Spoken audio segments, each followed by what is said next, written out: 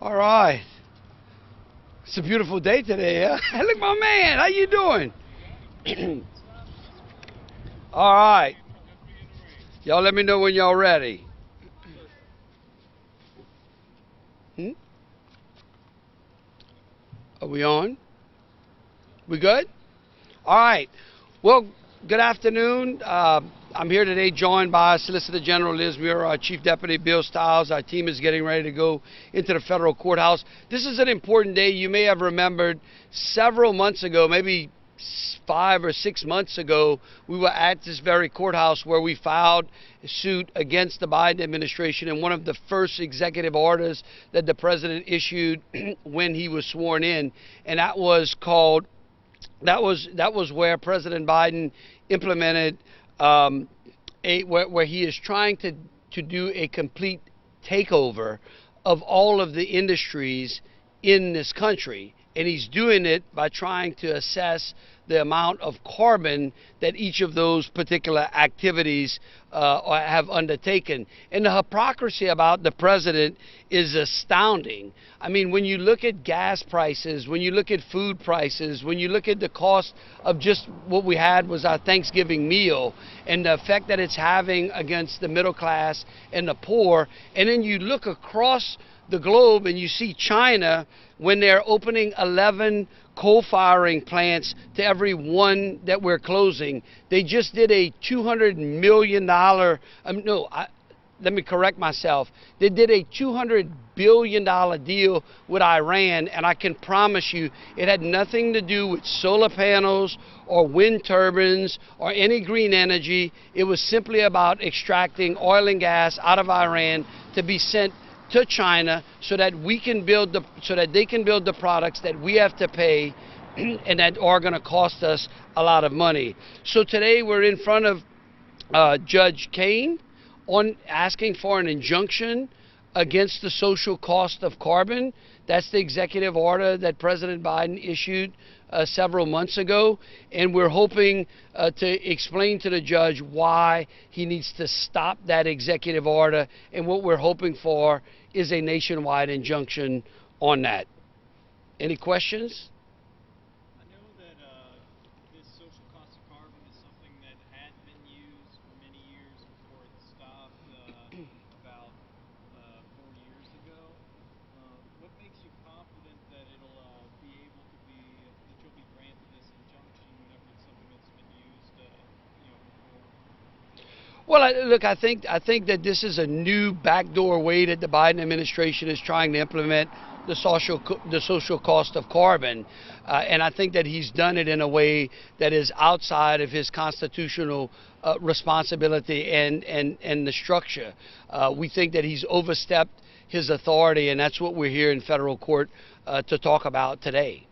And in your release, you said that this is really a global problem that's being put on the back of America. Yeah, look, I think that it hits home right here in Louisiana, because Louisiana has always been a leader in domestic energy. I mean, when we think about it, 21 used to be 23% of the refining capacity in the entire country was right here in Louisiana. Think of the thousands of jobs, the great middle class jobs that have been built here, both in upstream and downstream in the energy sector. The social cost of carbon impacts those particular jobs, but what's important about that is it drives up energy costs for the average consumer, not only here in Louisiana. So we not only lose jobs here in Louisiana, but we pay more here in Louisiana as well.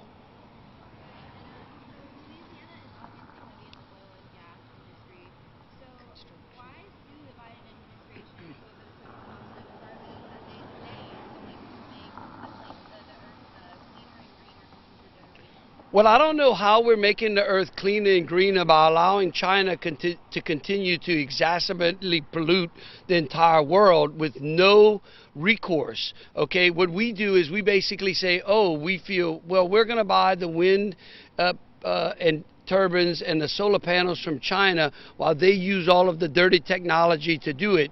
When we're here in this country and we've known there's no country that has done more for getting net carbon efficiency than the United States, and we get no credit for it.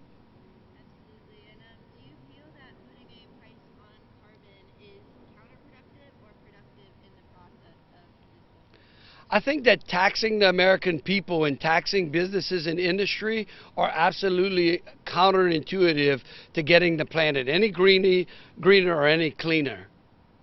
I gotcha. And so what is your overall goal? If everything went the way that you planned, what would be your overall goal and you hope to achieve? Look, our overall goal would be to make sure that Louisiana's economy is vibrant and that we have great, good paying middle class jobs here, and that we know that the best way to increase the middle class and to make America and this state prosperous is to have low, affordable energy.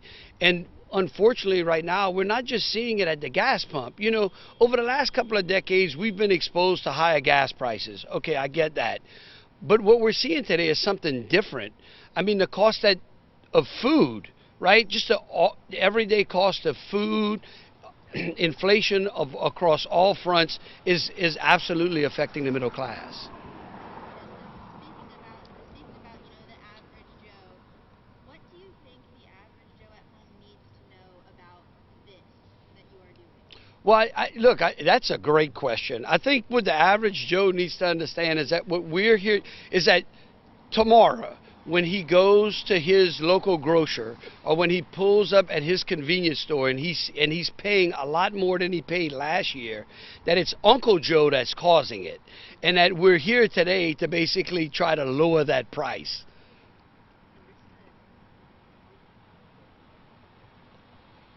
On the flip side, what are your thoughts on renewable energy resources being brought to Louisiana? Look, I think that I've always been, since back in my days of Congress, I've always been all of the above, but each particular component of energy has a particular part to play in our economy.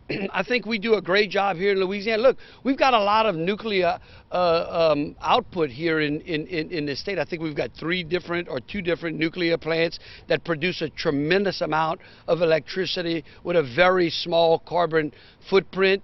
I think that our industries out here have shown to be very efficient and find ways under which we can walk and chew gum at the same time, right? We can keep the environment clean and we can enjoy our standard of living.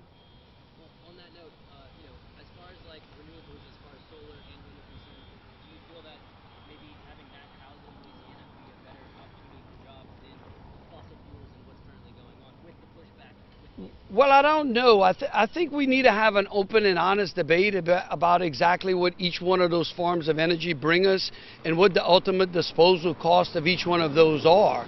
I mean, we replace oil and gas for rare earth metals that are strip mined, and when you go back and you look at the destruction that it takes to mine those particular metals, then the question is, do we need that on a broader scale, or do we use that technology when it's the most efficient and most effective?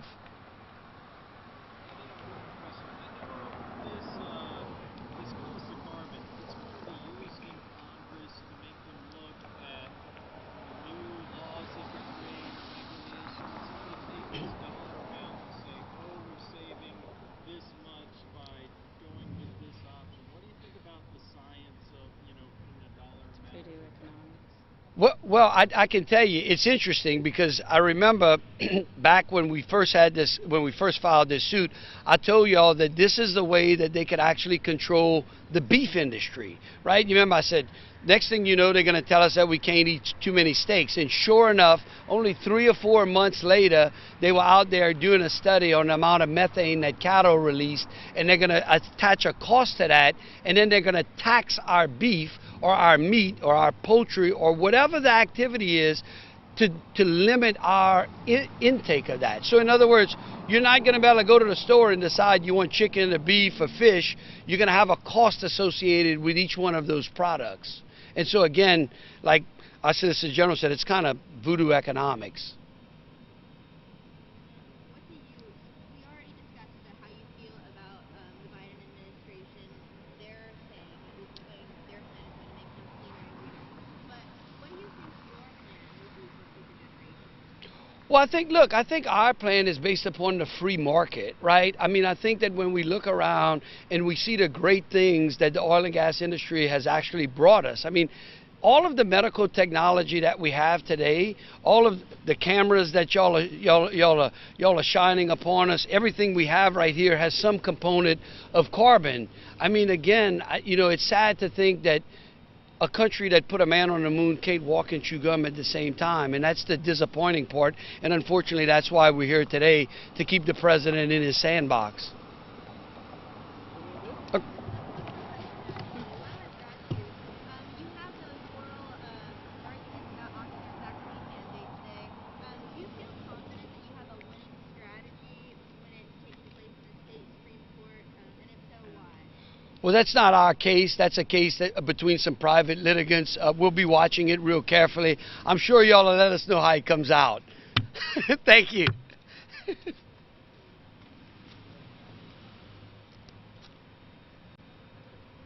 Thank y'all so